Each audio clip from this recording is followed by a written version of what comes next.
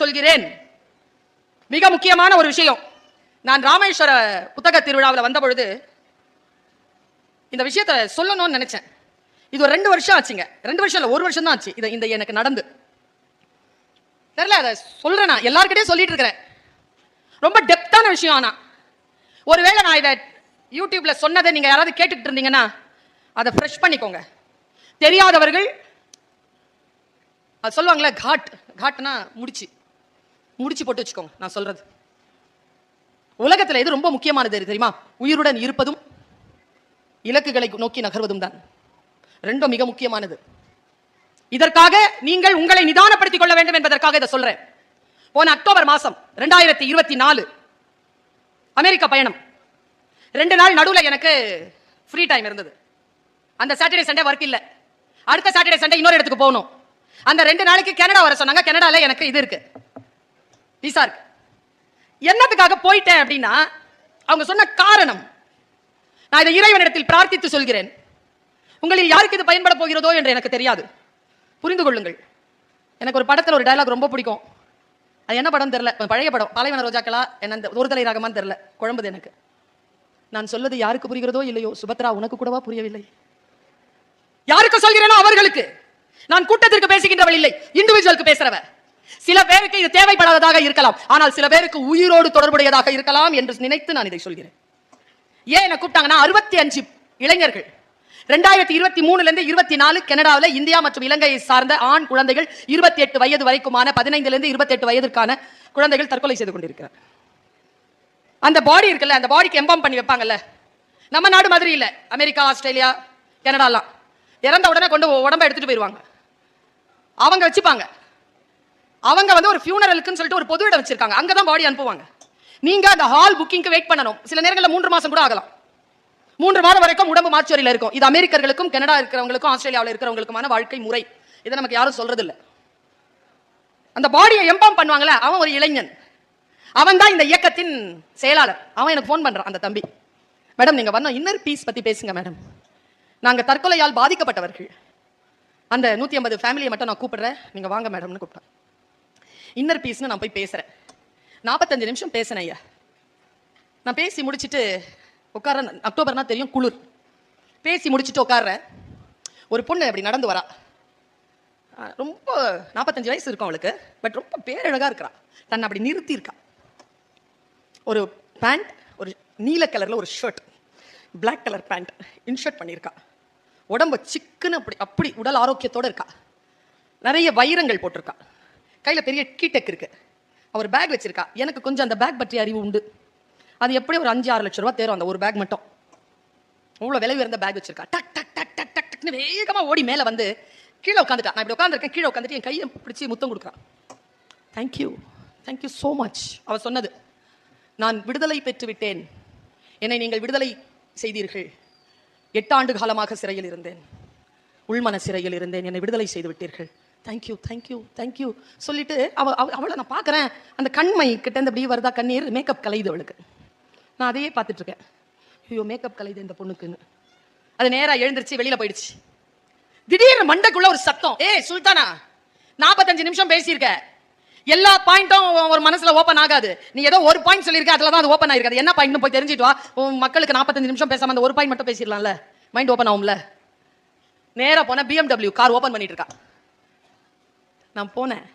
ஹே வந்தா 45 நிமிஷம் பேசின 18 பாயிண்ட். எந்த பாயிண்ட்ல உன் அறிவு திறந்துச்சு சொல்ல. அதை நான் என் மக்களுக்கு சொல்லுவேன்ல. அது அவ்வளவு வீரியமான விஷயமா? நான் சொன்னேன்ல உங்களுக்கு, நம்ம சாவலாம், நம்ம செத்து போயிடணும்னு நினைக்கிற முன்னால மட்டும் சாவக்கூடாது. இது ரொம்ப ஃபேமஸ் ஆயிடுச்சு. பல பிள்ளைகளுடைய, பல பெண்களுடைய வாழ்க்கையை காப்பாத்திருச்சுங்க இந்த ஒற்றை சொல். உண்மையாவே காப்பாத்தி கொடுத்துருக்கு. இந்த சொல்ல எனக்கு சொல்லு, நான் போய் சொல்றேன். எது ஒன்று ரொம்ப கஷ்டப்படுத்திட்டு இருந்தது, எது ரிலீஸ் பண்ணுச்சுன்னு சொல்லுச்சு. அதை நான் இப்ப சொல்லட்டுமா? அவ சொன்னா சொல்லட்டுமா? ரிலீஸ் பண்ணது அவளை, அந்த பாயிண்ட்டை சொல்லட்டுமா? நான் இந்த மாதிரி சொல்லட்டுமான்னு ஒரு புத்தக திருவிழாவில் கேட்டேனா, சொல்லுங்கன்னு எல்லாரும் சொன்னாங்களா? சொல்லி முடிச்சிட்டேனா, காருக்கு போய் உட்கார 2 ஓடி வருது கிட்ட. இன்னமும் ரகசியம் சொல்றேன்னு சொன்னீங்களே, சொல்லவே இல்லை. ஏய் சொல்லி முடிச்சாச்சுப்பா. அப்படி கேட்ச் பண்ணிக்கணும். விஷயங்கள் அப்படிதான் வரும். என்ன தெரியுமா பிரச்சனை? பிரபஞ்சம் நமக்கு என்று சொல்லை தருகின்ற பொழுது நம் கவனம் திரும்பும். மறுபடியும் அந்த சொல் வந்து சேர்றதுக்கு 30-40 வருஷம் ஆயிடும். கவனத்தோட அப்படி பிடிச்சு வச்சுக்கோங்க. நான் சொல்வது யாருக்கு புரிகிறதோ இல்லையோ, சுபத்ரா உனக்கு கூடவா புரியவில்லை? நீ புரிந்து கொண்டால், சுபத்ரா புரிந்து கொண்டால் போதும் எனக்கு. நான் புரிந்து கொண்டேன். கதைகள் முக்கியமில்லை, கதைகள் ஏன் சொல்லப்படுகின்றன என்பது முக்கியம். அடிக்கோடு மறுபடியும் சொல்றேன். ஒரு காடு, ஒருத்தன் நடந்து போறான். நடந்து போகும்பொழுது அவனுக்கு காட்டு வழி புரியல. இருட்டா இருக்கு, வெளிச்சம் வருது, இருட்ட வருது, வெளிச்சம் வருது. டைம் என்னன்னு தெரியல, மனசெல்லாம் ரொம்ப ஒரு மாதிரியா இருக்கு. அவன் போய்கிட்டே இருக்கான், நம்ம வாழ்க்கை மாதிரி. போய்கிட்டே இருக்கும்போது இப்படி பாக்குறான், ஒரு மின்னல் வெளிச்சத்துல ஒரு பாம்பு புத்து தெரியுது. பாம்பு புத்த பார்த்துட்டான். சுச்சு பாம்பு புத்து நினைச்சுக்கிட்டே தாண்டினா பாருங்க, பாம்பு வெளியில வந்து இவனை பார்த்துருச்சு. பாம்பு இறங்குது, கூடவே நடக்குது. நான் பாம்புன்னு சொல்றது பாம்பு இல்ல, மனுஷன்னு சொல்றது நம்மள. நம்ம கூட நடக்குது இல்ல பாம்பு, அது நம்ம கூட இருக்கிறவங்க தான். சரியா? அது கூட நடக்குது. ஆனா நீங்க ஒன்றும் சொல்லல, அது வழி அதுக்கு நீங்க போயிட்டே இருக்கிறீங்க, அது வருது, கூடவே வருது, நீங்களும் போய்கிட்டே இருக்கிறீங்க. திடீர்னு ஒரு பாறையை ஏறி இறங்கும் போது அப்படியே படை எடுத்தது, குதிகால்ல கொத்திருச்சு.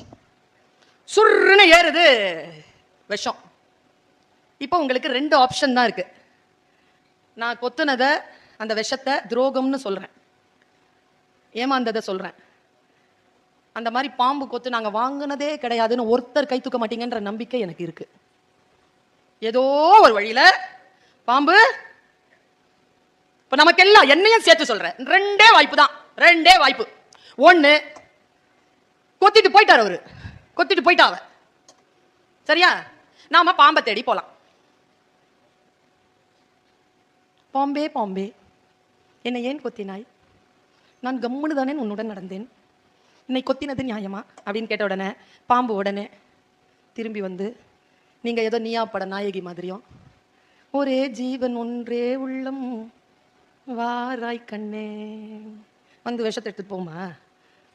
பாம்பிடம் நியாயம் கேட்காதீர்கள், பாம்பிடம் நீதி கிடையாது. கொத்தன பாம்பை தேடி போகாதீர்கள். Don't chase your connections, only chance. Second option, விஷம் ஏறுதா, ட்ரீட் யுவர் வெனம். விஷத்தை முறிவு செய்வதற்காக மருந்து தேடுங்கள், விஷத்தை முறிவு செய்து கொள்ளுங்களே தவிர பாம்பை தேடி போகாதீர்கள். பாம்பை தேடி போவதனால் உயிர்தான் போகும், பாம்பின் மூலமாக உங்களுக்கு எந்த நன்மையும் நடக்க. நான் சொல்றது சாமி பாம்பு இல்லை, நான் சொல்றது நஜ பாம்பு. சரியா? என்னுடைய ஒரு 28-29 வயதில் நான் இதை கேட்டேன். 20 வருஷம் ஆச்சு கேட்டு, வயது தெரிந்திருக்கும் உங்களுக்கு. ஒரு ராஜா இருந்தானா. கதைகள் முக்கியமில்லை, கதைகள் ஏன் சொல்லப்படுகின்றன என்பது முக்கியம். நீங்கள் சொல்லும் அறங்கள் உங்கள் குழந்தைகளுக்கு முக்கியமே இல்லை. ஏனென்றால் உங்களுக்கு முன்னால் அவர்கள் ஒழுக்கமாக வாழ்ந்து காட்டவே மாட்டார்கள். இருந்தாலும் பெற்றோர்களுக்கு சொல்லுகிறேன், அறம் சொல்லிக்கொண்டே இருங்கள். உங்களுக்கு முன்னால் அவர்கள் வாழ்ந்து காட்ட மாட்டார்கள். வாழ்க்கை அவர்களுக்கு முன்னால் சவால்களை வீசிக்கின்ற பொழுது அதை சமாளிப்பதற்கு நீங்கள் சொல்லிக் கொடுத்த அறம் அவர்களுக்கு உதவியாக இருக்கும். அதனால் சொல்லிக் கொண்டிருக்கும். நிதானமா கேளுங்க, இந்த விஷயத்தை நிதானமா கேளுங்க. ஒரு ராஜா இருந்தான், 108 பேரை கூப்பிட்டான், சாப்பாடு போட்டான். அறிஞர்கள், பேரறிஞர்கள். சாப்பாடு சாப்பிட்ட 108 பேரை செத்து போயிட்டாங்க. சூழ்ந்தது இருள். மேல உட்கார்ந்து இருக்காருல்ல யம தர்மராஜா, அவர் சித்திரகுப்தனை கூப்பிட்டாரு. என்னடா நடந்துச்சு தம்பி, 108 பேர் செத்து இருக்காங்க, என்ன நடந்துச்சு? இல்ல சார், ஒரு ராஜா இருந்தாரு, அவர் எல்லா அறிஞர்களையும் கூப்பிட்டு சாப்பாடு போட்டு காசு கொடுக்கணும்னு இருந்தாரு. இந்த சமையல் செஞ்சாங்கல்ல, அதுல விஷம் விழுந்துருச்சு. அது எப்படி விழுந்துச்சு? சமையல்காரனுக்கு தெரியல, அவன் சமைச்சுக்கிட்டே இருக்கும்போது மேல ஒரு பருந்து போச்சு, அந்த பருந்து கால்ல ஒரு பாம்பு இருந்துச்சு, அந்த பாம்பு வாயில இருந்து விழுந்த விஷம் அந்த சாப்பாட்டுல விழுந்துருச்சு, அதனால செத்து போயிட்டாங்க. கேஸ் அன்க்ளோஸ்ட். 30 வருஷம் 40 வருஷம் கேஸை முடிக்க முடியல. யாரை குற்றம் சொல்வீங்க நீங்க? மன்னனையா, சமையல்காரனையா, பருந்தையா, பாம்பையா, இல்ல சாப்பிட்டவங்களையா? என்ன செய்யறதுன்னு தெரியல. யமதர்மன் பெண்டிங்ல வச்சிருக்காரு கேஸ். அந்த அறிஞர் ஒருத்தன் செத்தான்ல, அவன் பேரன் ஒருத்தன் 40 வருஷம் கழிச்சு அந்த ஊருக்கு தன் தாத்தாவை சாவு பத்தி தெரிஞ்சுக்கிறதுக்கு போறான். இங்க ஒரு மன்னன் இருந்தானாமே, அந்த மன்னன் வெளில வர்றதில்ல, உள்ள வயதாகி உள்ளேயே அடைஞ்சு கிடக்கிறான். இங்க ஒரு மன்னன் இருந்தானாமே, அவன் அறிஞர்களுக்கு சாப்பாடு போடுவானாமே, அவனை பார்க்கணும். ஐயோயோ போயிடாதே, விஷம் வச்சிருவான். ஒரு காய்கறி வச்சுக்கிட்டு இருந்த ஒரு வித்துட்டு இருந்த ஒரு பெண். உடனே சித்திரகுப்தனை கூப்பிட்டாரு யம தர்மராஜா. Case closed. யார் மீது குற்றம் போடுவது, யார் குற்றவாளி என்பது முடிவாகிவிட்டது. யார் குற்றவாளி என்றால் புறம் பேசினால காய்கறி விற்கும் பெண், அவள் தான் குற்றவாளியாக யமதர்மன் தீர்ப்பு எழுதினார். இது சொன்ன உடனே நான் பதறி போனேங்க. உங்களுக்கு விஷயம் தெரியுமா தெரியாதா? எதுவுமே தெரியாம ஏன் பெருசா ஒரு ஜெனரலைஸ்டா பெரும் குற்றத்தை பேசுகிறீர்கள்? அங்க என்ன நடக்குது என்று நமக்கு தெரிய வேண்டுமா இல்லையா? தெரிந்து ஒன்றை சொல்லலாம். நம்ம கிட்ட இருக்கக்கூடிய வல்லமை குறைந்த விஷயம் என்ன தெரியுமா? நாம தப்பு பண்ணா வக்கீல், அடுத்தவன் தப்பு பண்ணா ஜட்ஜ், உடனே தீர்ப்பு எழுதுறார். எனக்கு தெரியும், அது ஏற்கனவே இப்படிதான். யாருக்கு தெரியும்? அவர்கள் அப்படி இல்லையே. நான் இப்படி சொல்லுகிறேன், நம்முடைய வாழ்க்கையில் நாம் சில வாய்ப்புகளை பெறுகின்ற பொழுது, அந்த வாய்ப்புகளை நம்மை கடந்து போகின்ற பொழுது, அந்த வாய்ப்புகளை பயன்படுத்திக் கொள்வதா, பயன்படுத்திக் கொள்ள வேண்டாமா? பயன்படுத்திக் கொண்டால் வெற்றியாளர்களாக, சாதனையாளர்களாக மாறலாம். இல்லை, இந்த வாய்ப்பு இப்பொழுது தள்ளி போகட்டும், பிறகு பார்த்துக் கொள்ளலாம் என்கின்ற நிதானம் வல்லமையில் சேரும். நம் வாழ்க்கை நமக்கு வாய்ப்புகளை தருகின்ற பொழுது, அது மிக மிக மோசமானதாக இருந்தாலும் இம்பாசிபிள் அப்படின்ற ஒரு சொல் இந்த உலகத்திலே கிடையாது. ஐ ஆம் பாசிபிள் தான். நான் பாசிபிள், நான் இருக்கேன்ல, உயிர் இருக்குல்ல, உடல் இருக்குல்ல, புத்தி இருக்குல்ல, நான் போதுமானவள் என்னுடைய சிக்கல்களை தீர்ப்பதற்கு என்று யார் ஒருவர் எழுந்து நிற்கிறோமோ அவர்கள் வல்லமை பெறுகிறோம். பூட்டிய இருப்பு கூட்டின் கதவு திறக்கப்பட்டது, சிறுத்தைய வெளியில் வா. எளியன உன்னை இகழ்ந்தவர் நடுங்கிற புலியன செயல் செய்ய புறப்படு வெளியே. நம்பினை இருளினை விளக்க என் செம்பொற்பறவையே சிறகை விரி எழு பர, வானத்தில் பார், நான் ராஜாளியாக பறந்து கொண்டிருக்கிறேன், நீயும் வா, சேர்ந்து பறப்போம். எப்ப வந்தாலும் ஒரு 5 பாயிண்ட் சொல்வேனா, வித்தியாசமா வாழ்க்கை பாடம் வேண்டுமா? 5 ரொம்ப ஈஸி, ரொம்ப துன்பமானது இல்ல. Don't force conversations. உரையாடல்களை நிர்பந்தப்படுத்தாதீர்கள். யாரேனும் பேசுகிறார்கள் என்று சொன்னால் அவர்களை நிர்பந்திக்காதீர்கள். பேசு பேசு, இதை சொல்லு, இதை என்னன்னு சொல். Don't force the conversation. வாழ்க்கையில் பீஸ், பவர் ரெண்டும் வேணும்னா இந்த சகோதரி சொல்ற இந்த 5 பாயிண்ட் பிடிச்சுக்கோங்க. நான் ஒரு ஆசிரியை தான், இப்பொழுதுதான் நிர்வாகத்திற்குள் வந்திருக்கிறேன். துணைத் தலைவராகவும் இயக்குநராகவும் இருப்பது ரொம்ப சிரமமா இருக்கு. ஆனால் நான் சமாளித்துக் கொண்டு வருகிறேன். இந்த பெருந்தகையை பார்க்கிறேன், ஒரு மாவட்டத்தை நிர்வாகம் செய்து கொண்டிருக்கிறார். பெரிய விஷயங்க நிர்வாகம் என்பது. சொல்லிக் கொடுத்து விடலாம். நிர்வகிப்பது பிரச்சனைங்க, நிர்வகிப்பது. குர்ஆன்ல ஒரு வார்த்தை இருக்குங்க, ஒரு குடும்பத்தில் உறுப்பினர்கள் சரியாக இல்லை என்றால் அந்த குடும்பத்தின் நிர்வாகியின் மீதுதான் குற்றம் என்று சொல்லி இருக்கிறது. வீட்டை யார் நிர்வகிக்கிறீர்களோ அவர்கள் மிக மிக ஜாக்கிரதையாக இருக்க வேண்டும். பீஸ் அண்ட் பவர் ரெண்டுமே உங்க கையில இருக்கணுமா? பவரா இருக்கணும், அமைதியா இருக்கணுமா? இந்த 5 தான் வழி. 1, don't force the conversations. Number 2, don't explain your standards. உங்கள் தகுதிகளை அடிக்கடி அடுத்தவர்களிடத்தில் விளக்கி கொண்டிருக்காதீர்கள். நான் யாரு தெரியுமா, நான் எப்படிப்பட்டவர் தெரியுமா, என்னுடைய தற்கொலைக்கு சமம் அது. நம்மளை விட பவர்ஃபுல்லா எவனா முன்னால வந்தான்னு வச்சுக்கோங்க, முடிஞ்சு போச்சு, அதை பிளக்க பிடிங்கி விட்டுருவான். சொல்லவே கூடாது. உங்கள் தகுதியை உங்கள் செயல்பாடு காட்டும். நிர்வாகிகளுக்கு தெரியும் நீங்கள் யார் என்று, அதிகாரிகளுக்கு தெரியும் நீங்கள் யார் என்று. செயலில் காட்டுங்கள். Don't explain your standards. 3வது, சூப்பருங்க இது. பெண்கள் இருக்கீங்களா? தொடர்புகளை பின்தொடராதீர்கள். Don't chase your connections. அவர்கள் ஏற்கனவே உங்களோட கனெக்டடா இருக்காங்க, துரத்தாதீர்கள் அவர்களை. போன் எடுத்த உடனே ஹலோ எங்க இருக்கிறீங்க? ஏய் எங்க இருப்பேன்? ஆபீஸ்ல தானே இருப்பேன். உடனே நான் எங்க இருக்கிறீங்க? அதனால தான் பல பேர் போனே எடுக்கிறது இல்லை தெரியுமா? போனே எடுக்கிறது இல்லை. நம்ம இன்னும் ஆண்களுக்கு இதுவா பேசுறேன்னு நினைச்சுக்காதீங்க. ஒவ்வொரு முறை போன் பண்ணும்போது சொல்லுங்க, வாய் திறந்து ஆபீஸ்ல தான் இருக்கிறேன்னு சொல்லுங்க. முத்து உதிர்ந்துராது. நாங்க கவலைப்படுறோம், எங்க போயிட்டு இருக்குதோ, எங்க தொலைஞ்சதோ. சரி, ஆபீஸ்லயே இருந்துச்சுன்னா நல்லதான். போலீஸ்காரங்களுக்கு கொஞ்சம் கஷ்டம் சார், ஒரு வார்த்தையை மனப்பாடம் பண்ணி வச்சுக்கோங்க. ஃபீல்ட் ஒர்க்ல இருக்கிறேன் பாப்பான்னு சொல்லிடும். எங்க ஃபீல்ட் ஒர்க்ல இருக்கிற அப்படின்னா இடத்த சொல்லு. என்ன வேலை பண்ணிட்டு இருக்கிற? வருவல்ல வீட்டுக்கு, அப்ப சொல்றேன். இப்போ சொல்ல முடியாத சூழ்நிலை. குடும்பத்தின் உறவுகள் சிதறி போவதற்கு என்ன காரணம் தெரியுமா? நீங்கள் யாரும் ஒருவரோடு ஒருவர் பேசுவதே இல்லை. ரொம்ப கஷ்டம். ஏன் தெரியுமா? குடும்பம் பிரிஞ்சு போறதுக்கு என்ன காரணம் தெரியுமா? மனசால சொல்றேங்க. கணவன் மனைவி இருக்கீங்கல்ல, கணவன் உங்களை துன்புறுத்தினாலோ மனைவி உங்களை துன்புறுத்தினாலோ, கணவன்மார்களோ மனைவிமார்களோ உங்களுக்கு உரிய அன்புக்குரியவர்களிடத்தில் அவர்களை பற்றிய கம்ப்ளைண்ட் சொல்லாதீங்க. ஏன் தெரியுமா? உங்களுக்கு ஒரு பாயிண்ட் தான் அவன் கஷ்டம் கொடுத்துருப்பா. அதை நீங்க சொல்ற ஃபோர்ஸ்ல 10 பாயிண்ட் போய் அவன் கிட்ட சேர்ந்துருக்கும். அவன் அந்த பொண்ணுக்கு எதிராவோ அந்த பையனுக்கு எதிராவோ 50 பாயிண்ட சொல்லுவான். அந்த வினாடியில குடும்பம் பிரியும். 2 பேருமே பேசி தீர்த்துக்கோங்க. இல்ல மேடம், அந்த ஆள் கிட்ட எல்லாம் பேச முடியாது மேடம் நீங்க சொல்றீங்களா? நான் சொல்லி தரேன் ஒண்ணு. இப்ப என்ன வயசு உங்களுக்கு? 25-30 தானே? வாங்கி கோத்து வச்சுக்கோங்க. அந்த ஆளுக்கு 60 வயசு ஆகும். அப்ப ஒன்னொன்னா பிரிச்சு. ஆனா கூட இருங்க, சேர்ந்து இருங்க. சண்டை போட்டுக்கிறீங்களோ என்ன பண்றீங்களோ, குடும்பத்தை மட்டும் பிரித்து விடாதீர்கள். அதற்கு மிக முக்கியமான காரணம் டோன்ட் சேஸ் த கனெக்ஷன்ஸ். 3வது சொல்லிட்டேன். 4வது, ஐ சூப்பர், டோன்ட் ரிப்ளை இன்ஸ்டன்ட்லி.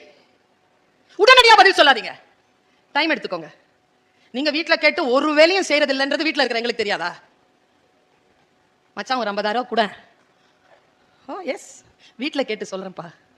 கேட்டு சொல்ல போறது இல்ல, உடனடியா பதில் சொல்லாதீங்க. அந்த 50,000 ரூபாய்க்கு நாங்க நிறைய செலவுகளை வச்சிருக்கோம்.